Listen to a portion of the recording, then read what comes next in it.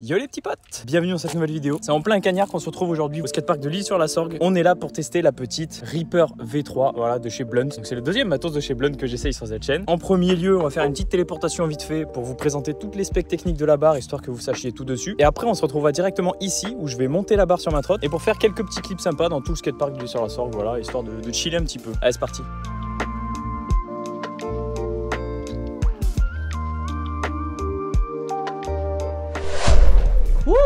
Déjà, la première chose à savoir, les couleurs. Je vous les affiche toutes ici, je vous invite à faire pause si vous voulez les voir plus longtemps. Il y a aussi pas mal d'éditions pro modèles, et moi dans cette vidéo, ce que je vais vous essayer, c'est la Neochrome, comme vous l'avez vu, et c'est la version de Flavio Pesenti. Première chose à savoir, déjà cette barre existera uniquement en aluminium 6061 T6, donc c'est de l'aluminium haute densité, voilà, c'est ce qu'on retrouve globalement sur pas mal de fourches et de barres. Elle n'existera pas en version titane ni en version acier, et elle sera obligatoirement livrée avec une fente, ce qui en fait donc une barre de base compatible ICS et IHC. Après, vous pouvez toujours la recouper pour la basculer en SCS ou acheter un adaptateur SCS, c'est un petit tube qui vient se glisser à l'intérieur pour bloquer la fente. Donc au niveau des hauteurs, j'ai pu en trouver deux différentes. L'une sera en 720 mm ou 72 cm de haut, et l'autre sera en 675 mm ou 67,5 cm. C'est des barres qui sont de base plutôt hautes, donc c'est pas mal si jamais vous voulez les recouper ou quoi que ce soit, ou même si vous êtes grand et tout ça. Donc ça c'est quand même un bon avantage parce que ça peut convenir vraiment à tout type de rider finalement. Au niveau de la largeur, en revanche, ce sera tout le temps la même pour tous les modèles. On est sur du 58 cm ou 580 mm de large. On a un très léger backsweep de 3 degrés, il me semble que c'est à peu près le même que j'avais sur ma barre Bull Backshop, et on a un tout petit upsweep. Alors je l'ai vu sur certains sites marqué 2 degrés, sur d'autres sites c'est marqué qu'il n'y a pas d'upsweep. Voilà, je sais pas, dans tous les cas on le sent vraiment pas, donc qu'il soit là ou pas, en fait je m'en fous. Comme c'est une barre alu, le diamètre externe du guidon sera de 34,9 mm, ça c'est logique, et au niveau du diamètre intérieur du tube, on est sur du 28 mm, ce qui est plutôt normal aussi, c'est fait pour monter des systèmes de compression du coup, qui sont compatibles à la base avec les barres en 31,8. Ça je le dis à chaque fois, mais si jamais vous voulez prendre cette barre et que vous voulez la prendre par exemple en SCS et que forcément elle a une fente de base, rien ne vous empêche de dire au shop, voilà, est-ce que c'est possible de me couper la barre à cette hauteur là, avec ou sans fente, comme ça vous êtes tranquille et vous n'avez pas de souci à vous faire. Je fais une toute petite dernière auto-promo, n'hésitez pas quand même à aller voir la playlist que j'ai faite sur tout savoir sur la trotte freestyle, parce que dans ces vidéos là j'en ai fait une pour les systèmes de compression, mais il y a également plein d'autres vidéos qui reprennent section par section, choisir sa barre, choisir son deck, etc. etc. Donc si vous avez des questions à ce niveau là, n'hésitez pas à aller les voir. Enfin bref, c'est parti, on va monter cette petite barre et on va la tester.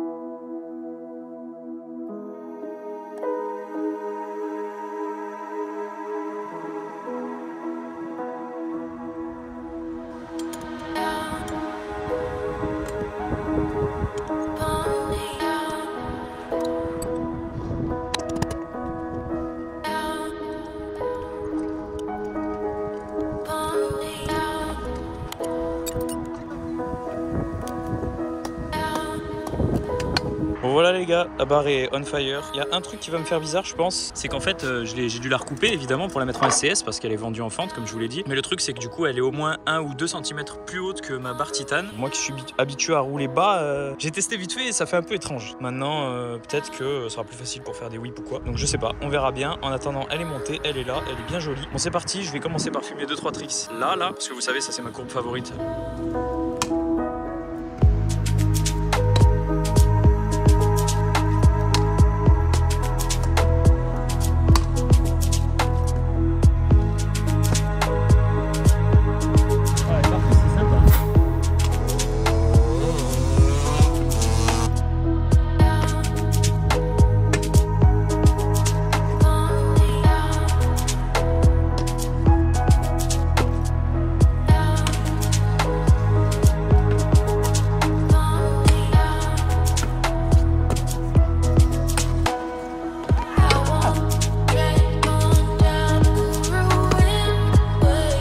Bon bah écoutez les gars, c'est pas mal, c'est sympa. Honnêtement le feeling est vraiment sympa avec cette barre, donc je comprends qu'elle soit tant aimée. Maintenant fragile ou pas, j'en sais rien parce que je sais pas si je la laisserai monter définitivement ou pas sur ma trotte. Donc on va voir. Là je vais m'attaquer maintenant à faire un peu de courbe. Là on va voir.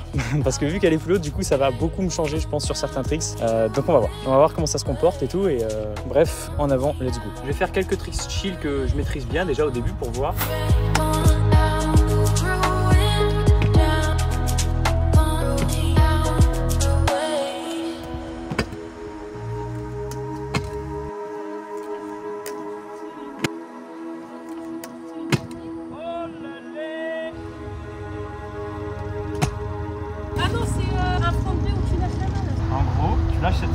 viens la mettre ici. Là, tu fais un peu de clic et tu rattrapes.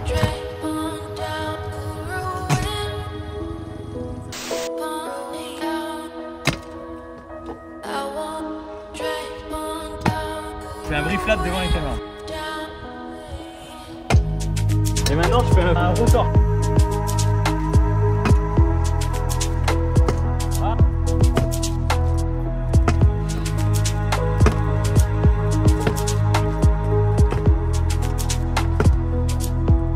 A few moments later.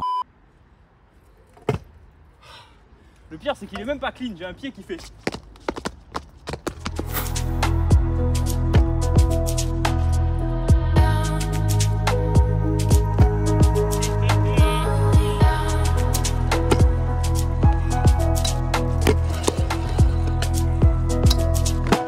Allez, je le pack.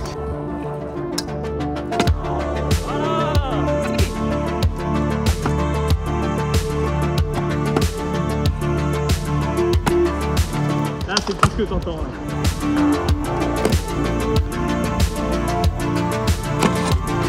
Allez, c'est le last des lasts.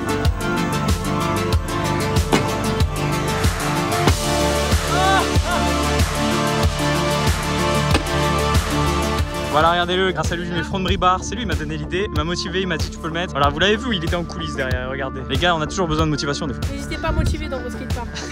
C'est vrai.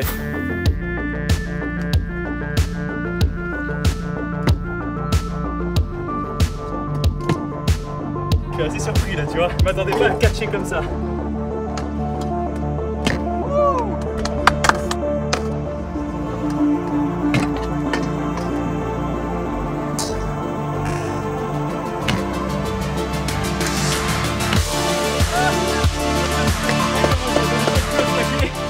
Honnêtement les gars, j'avais pas autant d'espérance dans cette session, vraiment je pensais pas que ça allait se passer aussi bien, donc je suis très content. Le finger rewind double je l'ai jamais mis, donc je suis vraiment content de l'avoir mis. La dernière fois que j'avais essayé c'était un peu chaotique, alors que là franchement il est passé nickel, j'ai failli le mettre 2 tries quoi, donc ouais surprenant. Maintenant j'ai encore un tricks, c'est un de mes tricks à moi on va dire, je veux faire heel rewind rewind.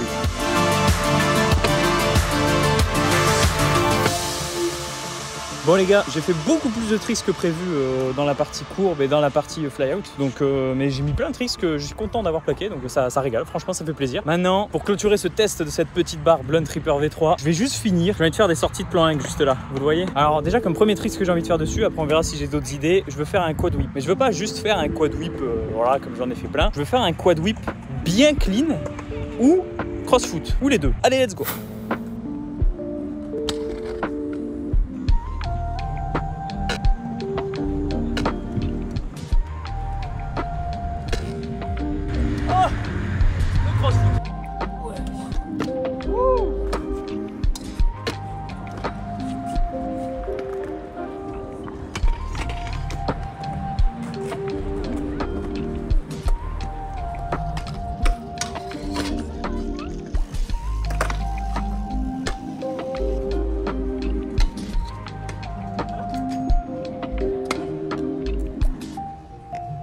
Ah là là, dites-vous bien mon angle de vue c'était ça.